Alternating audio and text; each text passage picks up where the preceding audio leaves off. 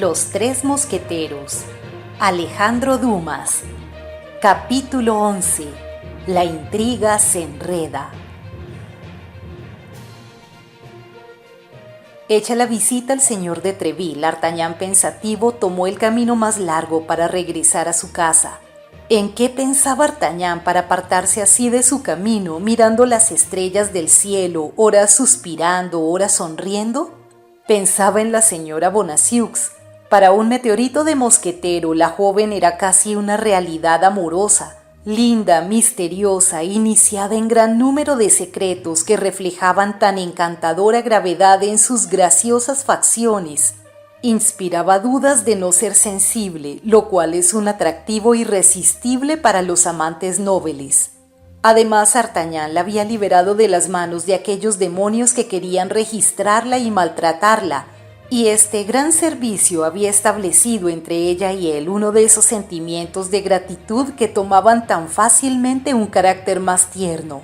D'Artagnan, movido por la rapidez con que marchaban los sueños en alas de la imaginación, se veía ya abordado por un mensajero de la joven que le entregaba algún billete de cita, una cadena de oro o un diamante. Ya hemos dicho que los jóvenes recibían sin vergüenza presentes de su rey. Añadamos que en aquellos tiempos de moral fácil tampoco tenían vergüenza con respecto a sus amigas, y que éstas les dejaban casi siempre preciosos y duraderos recuerdos, como si hubieran intentado conquistar la fragilidad de sus sentimientos con la solidez de sus dones. Se hacía entonces carrera por medio de las mujeres sin avergonzarse. Las que no eran más que bellas daban su belleza, y de ahí viene seguramente el proverbio: la mujer más hermosa del mundo no puede dar más de lo que tiene. Las que eran ricas daban además una parte de su dinero, y se puede citar muchísimos héroes de aquella galante época que no hubieran ganado ni sus espuelas de caballero primero, ni sus batallas después, sin la bolsa más o menos repleta que sus amantes colgaban del arzón de su silla. D'Artagnan no poseía cosa alguna. Su vacilación provinciana, barniz ligero, flor efímera, se había evaporado al viento de los consejos poco ortodoxos que los tres mosqueteros daban a su amigo. D'Artagnan, según la rara costumbre de la época, se consideraba en París como en campaña, ni más ni menos que si estuviera en Flandes. Allí los españoles, aquí las mujeres. Había en todas partes un enemigo a quien combatir e imponer contribuciones. Pero digamos que por el momento D'Artagnan estaba poseído de un sentimiento más noble y desinteresado. El casero le había dicho que era rico. El joven había podido adivinar que con un imbécil como Bonacieux la mujer sería quien tuviera la llave de la caja, pero todo esto no había influido nada en el sentimiento inspirado por la vista de la señora Bonacieux, y el interés había permanecido casi extraño al principio de amor que fue su consecuencia. Decimos casi porque la idea de que una mujer joven, bella, graciosa, espiritual, es rica al mismo tiempo, no quita nada a este principio de amor, antes al contrario, lo corrobora. Una media fina, un traje de seda, un escote de encaje, un bonito zapato, una hermosa cinta en la cabeza, no hacen bonita a una mujer fea, pero hacen bella a una mujer bonita, sin contar lo que ganan las manos con todo esto. Las manos en las mujeres principalmente han de permanecer ociosas para ser lindas. Por otra parte, D'Artagnan, como sabe bien el lector a quien no hemos ocultado el estado de su fortuna, no era ningún millonario. Confiaba llegar a serlo algún día, pero el plazo que él mismo se fijaba para este feliz cambio estaba aún muy lejano. Entretanto, qué desesperación ver a la mujer que se ama desear esas 1000 pequeñeces que hacen la dicha de las mujeres y no poder proporcionárselas. Al menos cuando la mujer es rica y el amante no, lo que él no puede ofrecerse se lo ofrece ella misma, y aunque generalmente sea con el dinero del marido con el que se proporcionen esos goces, es raro que sea él quien reciba las muestras de agradecimiento. D'Artagnan, dispuesto a ser el amante más tierno, era entre tanto amigo muy sincero. En medio de sus proyectos amorosos sobre la mujer de su casero, no olvidaba los suyos propios. La linda señora Bonacieux era mujer que se podía ostentar por la pradera de San Dionisio o la feria de San Germán, en compañía de Athos, Porthos y Aramis, a los cuales Artagnan se vanagloriaría de mostrar tal conquista. Cuando se han dado mucho se despierta el apetito.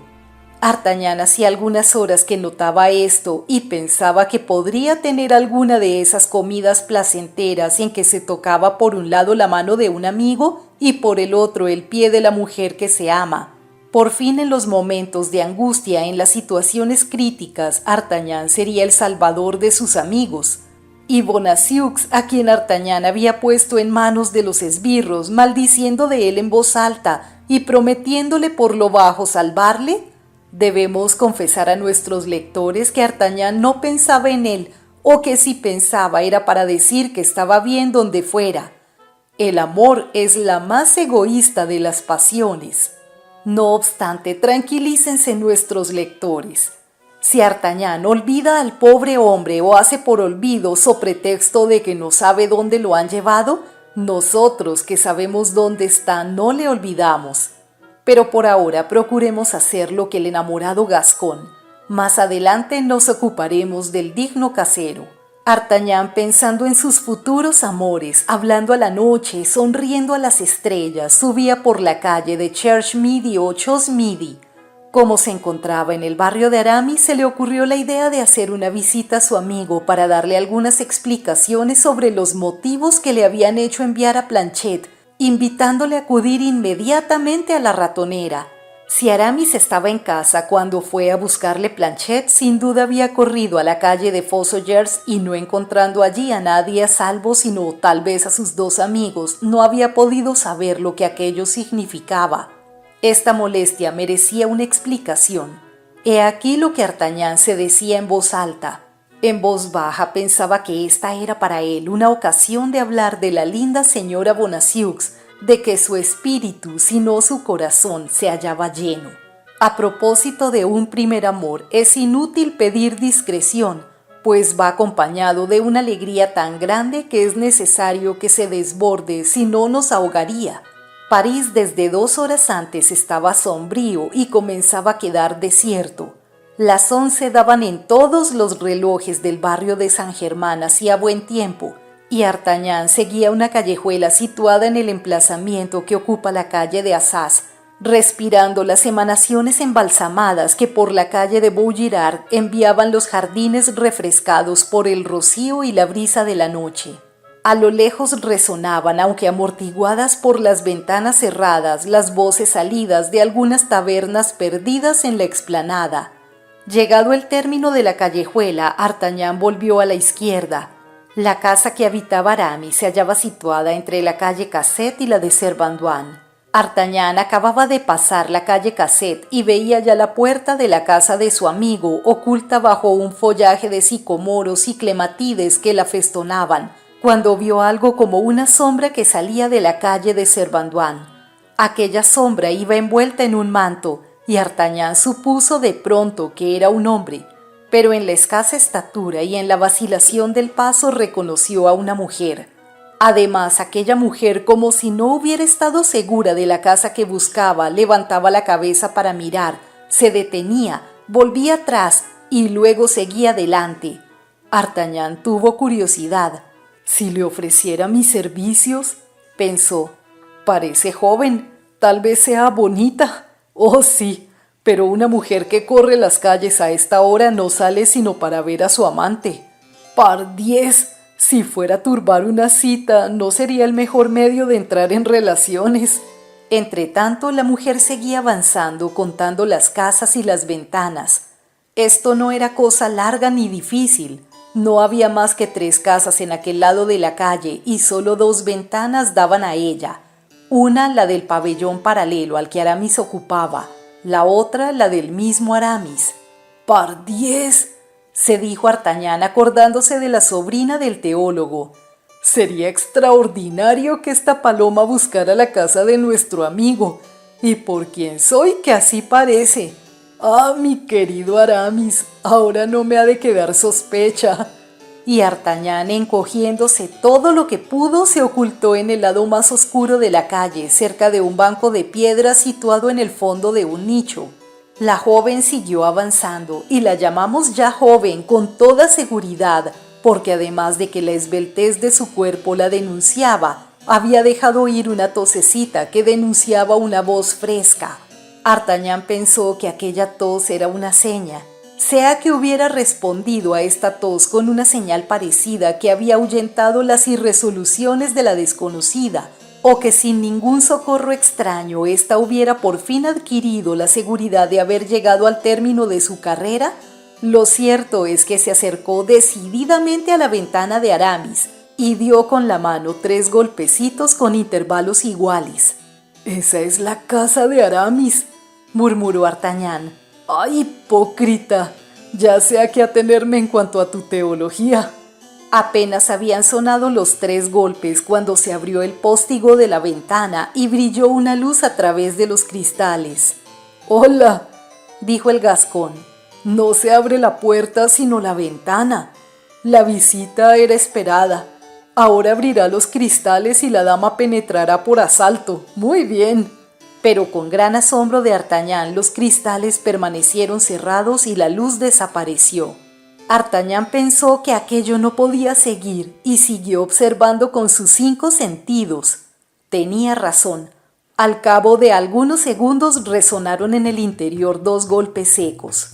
La joven de la calle respondió con otro y se abrió la ventana. Júzguese si Artagnan escucharía y miraría ávidamente. Desgraciadamente la luz había sido llevada a otra habitación, pero los ojos del gascón estaban acostumbrados a la oscuridad. Además, según cuentan, los gascones tienen la propiedad de ver de noche como los gatos. Artagnan pues vio que la joven sacaba del bolsillo un objeto que despegó vivamente y tomó la forma de un pañuelo. Una vez desdoblado, mostró la punta a su interlocutor. Esto recordó a Artagnan aquel pañuelo que había encontrado a los pies de la señora Bonacieux, el cual a su vez había traído a su memoria el cual fue causa de su desafío con Aramis. ¿Qué diantres podía significar aquel pañuelo? Colocado donde estaba Artagnan no podía ver el rostro de Aramis, y decimos de Aramis porque el joven no dudaba de que fuera su amigo el que hablaba desde la habitación con la dama de la calle. La curiosidad hizo en él más que la prudencia, y aprovechando la preocupación en que la vista del pañuelo parecía sumir a los 2 personajes que hemos puesto en escena, salió de su escondite y precipitadamente, pero amortiguando el ruido de sus pasos, fue a pegarse contra un ángulo de la pared, desde el cual su mirada podía penetrar perfectamente en la habitación de Aramis. Al llegar allí, Artagnan tuvo que dominar un grito de sorpresa. No era Aramis el que hablaba con la dama, sino una mujer. Artagnan veía lo bastante para conocer la forma de su traje, pero no para distinguir sus facciones. En el mismo instante, la mujer de la habitación sacó un segundo pañuelo y lo cambió por el que la otra acababa de enseñar. Luego se cruzaron algunas palabras entre las 2 mujeres. Después se cerró la ventana y la dama que permanecía en la calle vino a pasar a 2 pasos de Artagnan, bajando el velo de su manto. Pero la precaución había sido tomada demasiado tarde. Artagnan había conocido a la señora Bonacieux. ¡La señora Bonacieux! La duda de que era ella había cruzado por su mente desde que la vio sacar el pañuelo. Pero ¿cómo la señora Bonacieux, que había enviado a buscar a la Porté para que la acompañara al Louvre, corría sola por las calles de París a las 11:30 de la noche, a riesgo de que la raptaran otra vez? Se necesitaba que el asunto fuera muy importante. ¿Y cuál es el asunto más importante para una mujer de 23 años? El amor. Pero ¿era por su cuenta o por la de otra persona por la que corría tales peligros?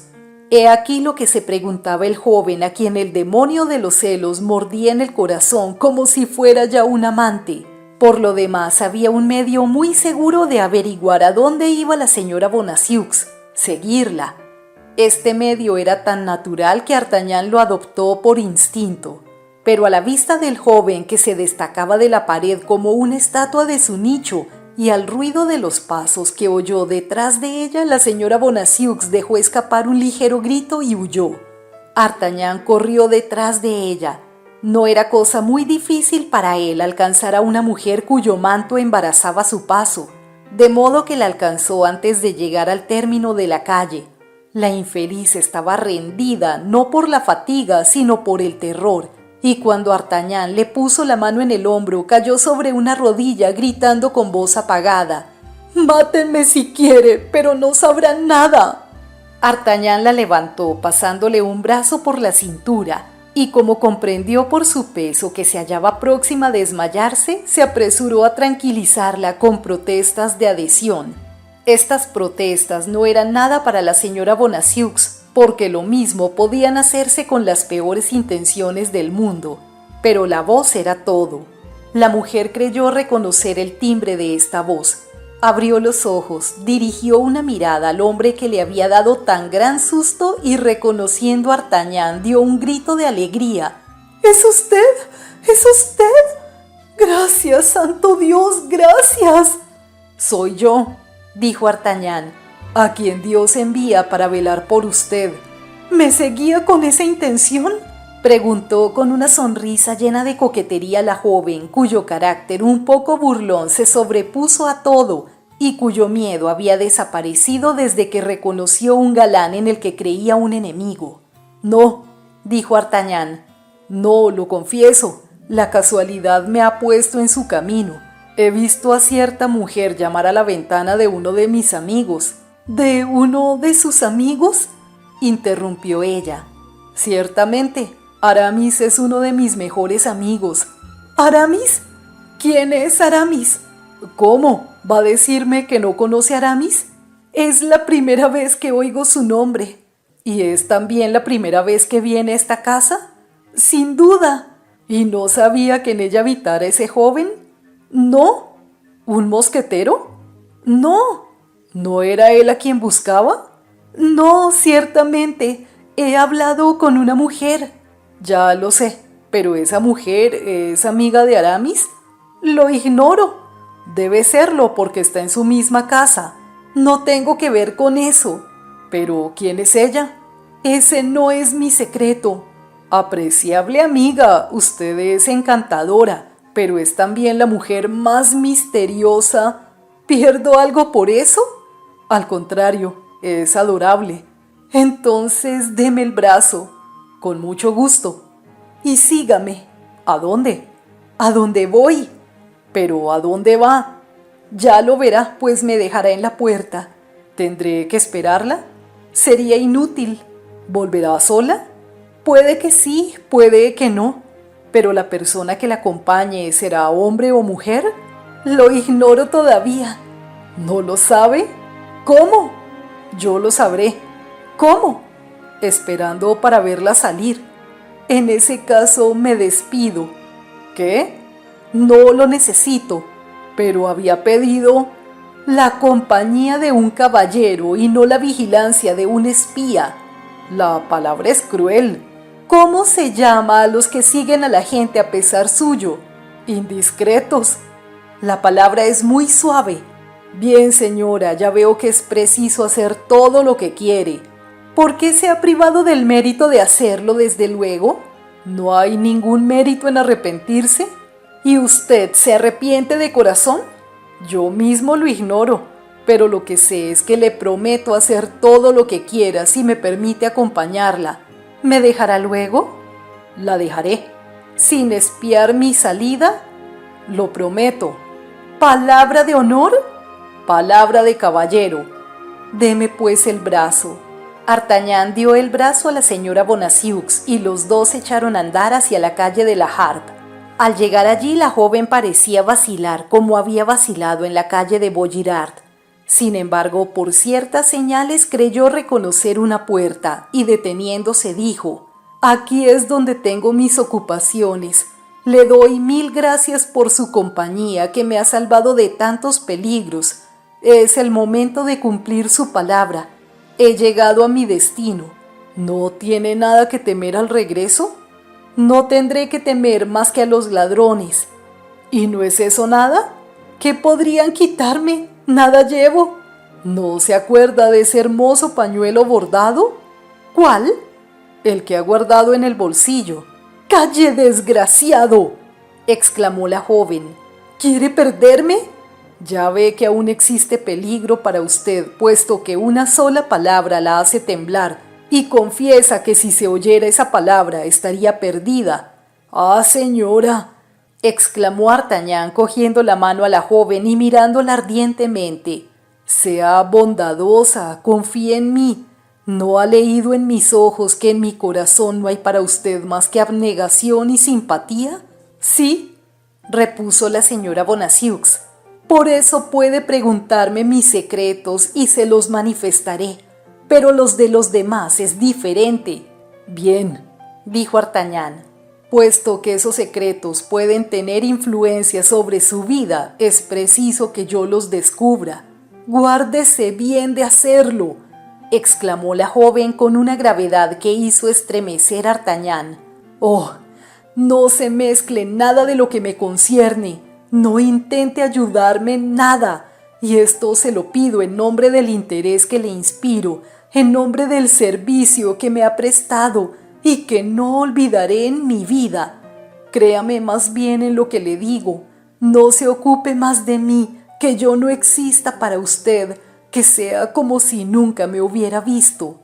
¿Y ha de hacer otro tanto Aramis?, dijo Artagnan picado. Es la segunda o tercera vez que ha pronunciado ese nombre, a pesar de que le he dicho que no le conozco. ¿No conoce al hombre a cuya ventana ha ido a llamar? Señora, me juzga demasiado crédulo. Confiese que inventa esa historia y crea ese personaje para obligarme a hablar. Yo no invento ni creo nada, señora, digo la verdad. ¿Y dice que uno de sus amigos habita esa casa? Digo y repito que en esa casa vive Aramis. Todo eso se aclarará más tarde, murmuró la joven. Entretanto, calle. Si pudiera ver mi corazón, dijo Artagnan, vería en él tanta curiosidad que tendría compasión de mí, y tanto amor que satisfaría al instante mi curiosidad. No se teme nada de los que nos aman. Habla muy pronto de amor, caballero, porque lo he sentido de improviso por vez primera y no tengo más que 20 años. La joven le miró rápidamente. Oiga, yo tengo algún indicio, continuó Artagnan. Hace 3 meses estuve a punto de tener un duelo con Aramis por un pañuelo igual al que ha enseñado aquella dama, por un pañuelo que de seguro tiene la misma marca. Caballero, me abruma con sus preguntas, se lo juro. Y ya que es tan discreta, ¿cómo no pensar que si la cogieran con ese pañuelo se vería comprometida? ¿Por qué? Las iniciales son las mías, C.B. Constancia Bonacieux o Camila de Bois Tracy. ¡Silencio, silencio, por favor! Ya que no lo detiene el peligro que yo corro, que lo detenga al menos el que corre usted mismo. ¿Yo?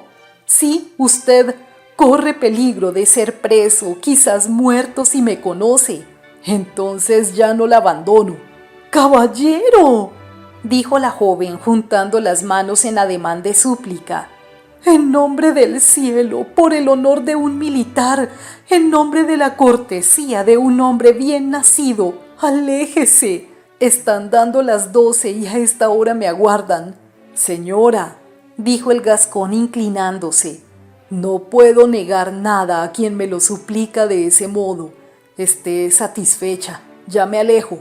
Pero no me seguirá, no me espiará. Vuelvo a mi casa al momento. ¡Ah! Ya sabía yo que era un cumplido caballero, exclamó la señora Bonacieux tendiendo al joven una mano y apoyando la otra en la aldaba de una pequeña puerta casi oculta en la pared. Artagnan tomó la mano que se le tendía y la besó ardientemente.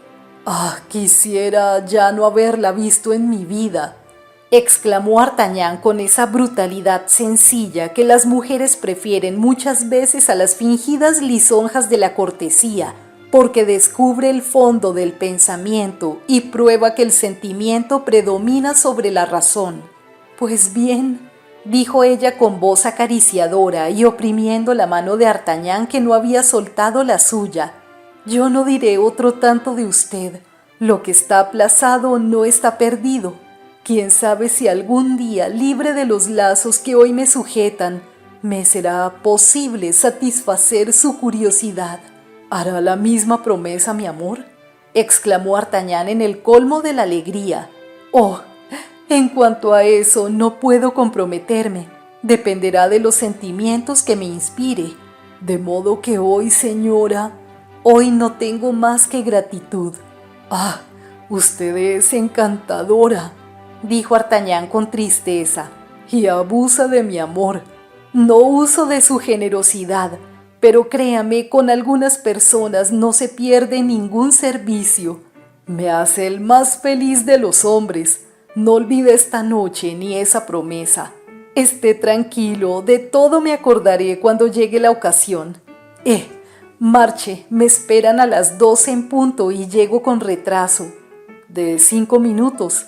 En algunas circunstancias 5 minutos son 5 siglos, cuando se ama. ¿Y quién le dice que no me espera un enamorado?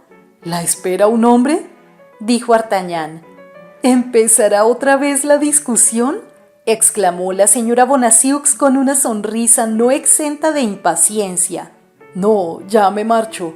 Creo en usted, quiero tener todo el mérito de mi abnegación, aunque esta abnegación sea necia. Adiós, señora, adiós. Y como si no hubiera tenido fuerza para soltar aquella mano sino por una brusca sacudida, se alejó corriendo mientras la señora Bonacieux daba con la aldaba 3 golpes lentos y regulares. Al llegar a la esquina de la calle, D'Artagnan se volvió. La linda joven había desaparecido.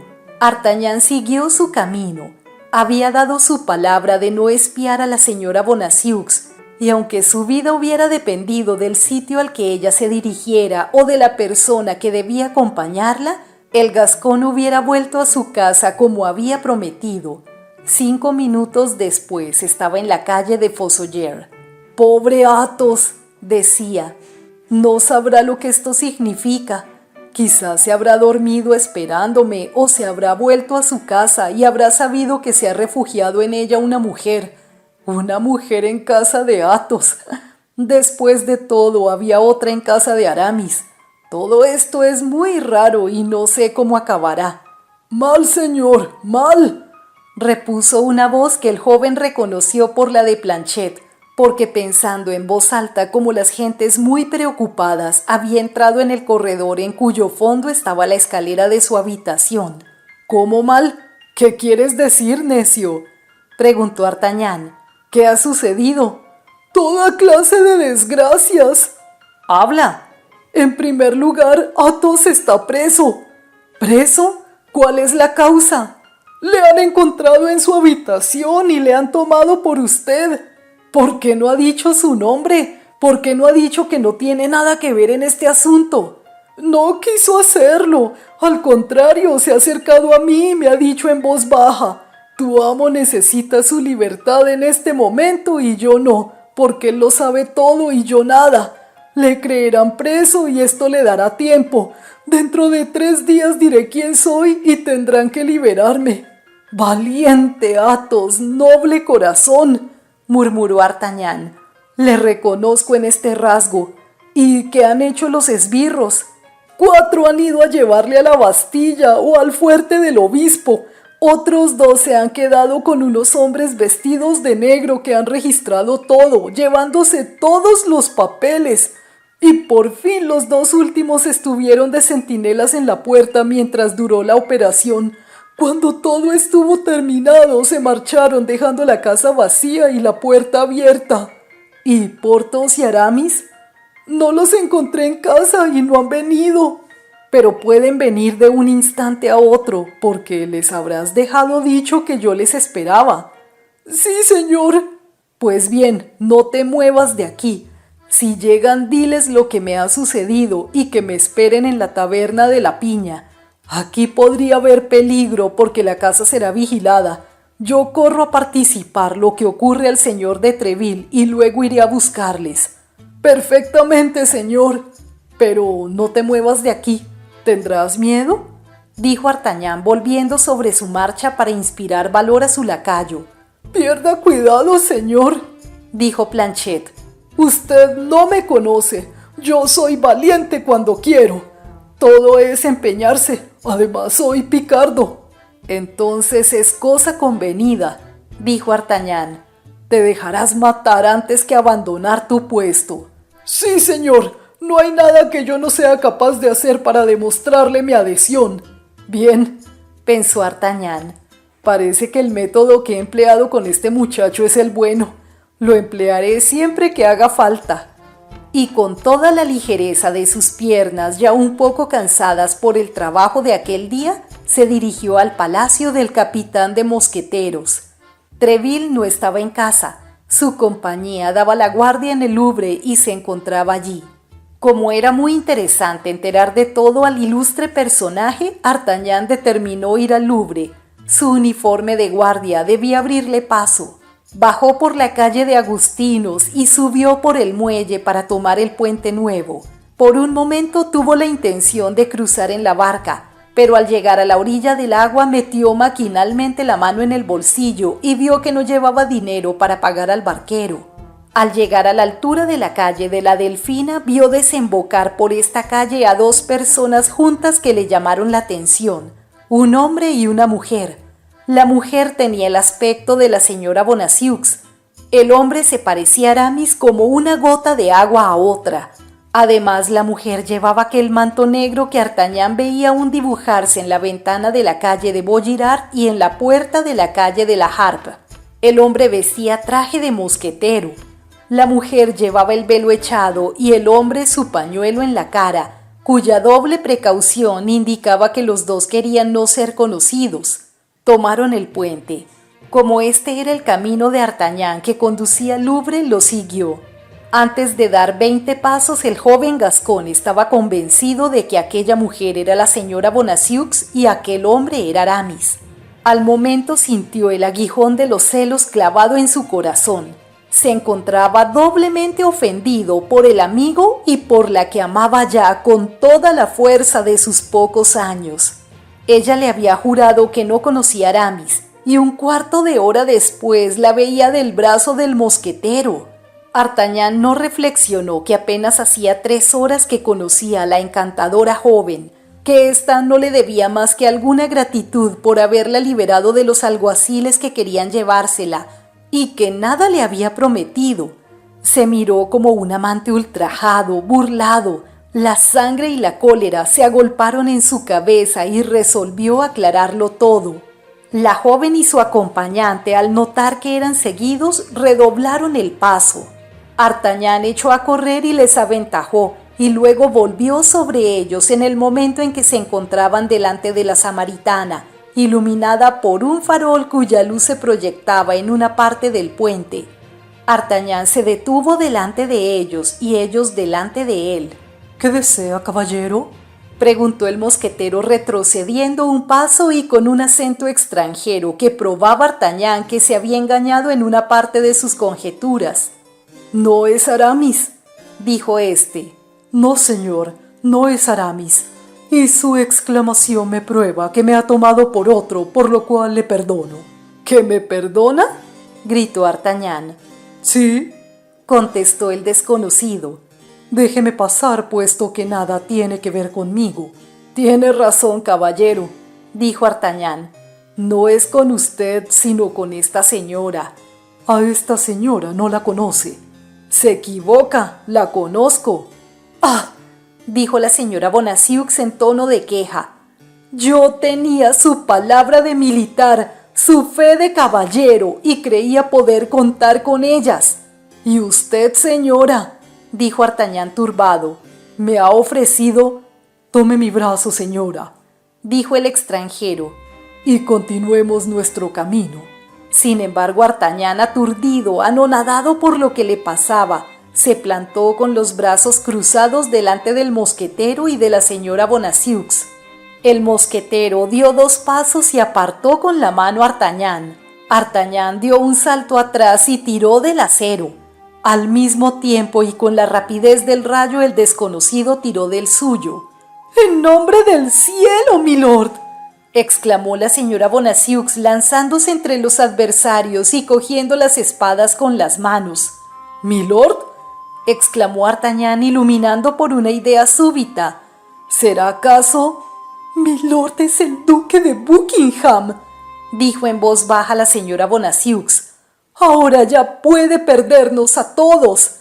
«Usted sabe lo que es amar, milord. Señora, 1000 veces perdón, pero yo la amaba, milord, y estaba celoso. Perdóneme y dígame de qué modo me puedo hacer matar por su gracia». «Es un valiente joven», dijo Buckingham, tendiendo a Artagnan la mano que éste tomó respetuosamente. «Me ofrece su servicio y lo acepto. Acompáñenos hasta el Louvre a 20 pasos de distancia, y si alguien nos espía, mátele». Artagnan puso su espada desnuda debajo del brazo, dejó tomar a la señora Bonacieux y al duque 20 pasos de delantera y le siguió pronto a ejecutar la orden del distinguido y elegante ministro de Carlos I. Pero felizmente el joven acólito no tuvo ocasión de dar al duque esta prueba de su adhesión, porque la joven y el gallardo mosquetero entraron en el Louvre por el postigo de la escalera sin haber sido molestados.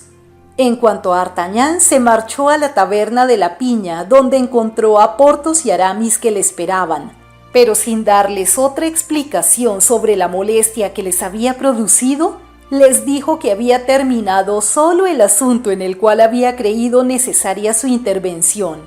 Y ahora, enfrascados en nuestro relato, dejemos a los tres amigos regresar a sus casas y sigamos al duque de Buckingham y a su guía en los corredores del Louvre.